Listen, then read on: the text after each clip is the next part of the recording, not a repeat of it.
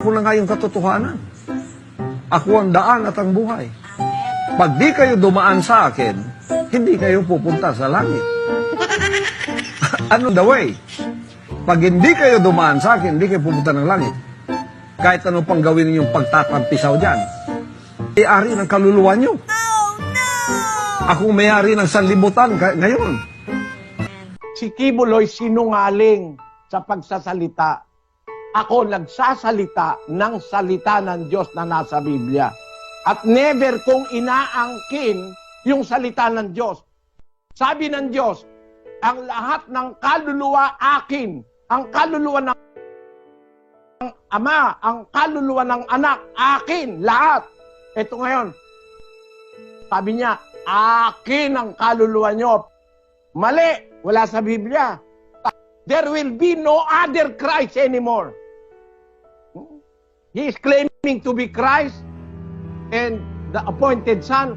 The appointed Son do not need to be substituted by anybody else. 7:23 of Hebrews.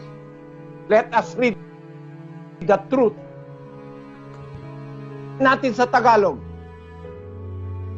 At katotohanang sila'y marami sa bilang na naging mga saserdote, sapagkat dahil sa kamatayan ay napigil sila ng pagpapatuloy.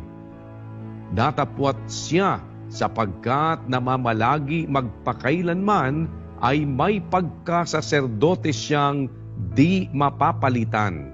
Ang pagkasaserdote, ang pagkapastor, ang pagkaanak, ang pagkamangangaral ng ating Panginoong Kristo, walang kapalit.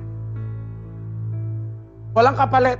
Sino mang magsasabing kapalit siya, gago siya, gago. G-A-G-O, gago.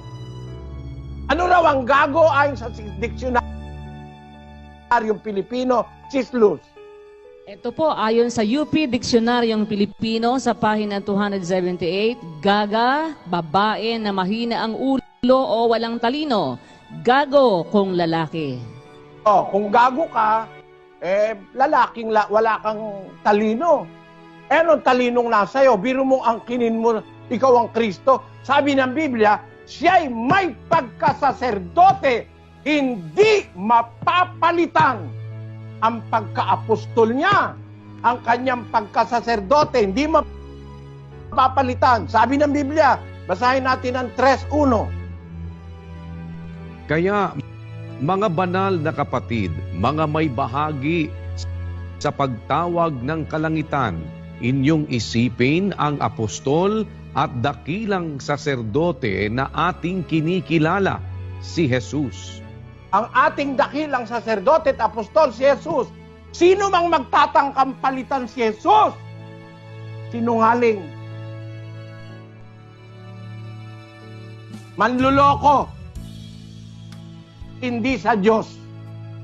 Walang kapalit si Kristo. At hindi naghahanap si Kristo ng kapalit. He was intended by God to be the priest forever, like the priesthood of Melchizedek. Nakasulat yan sa awit. No? Kaya sino man magtatangka, kahit sino pa, Pilipino, Amerikano, puro gago yun. No? Kaya lang, wala tayong magagawa. Kalayaan ng tao magsalita ng gusto niyang sabihin. No? Pero,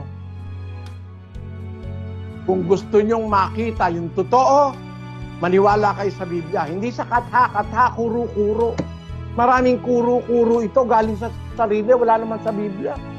Pero mo, siya luluhod lahat ng tao sa kanya. Lako, alam kong bulaan kang Kristo eh.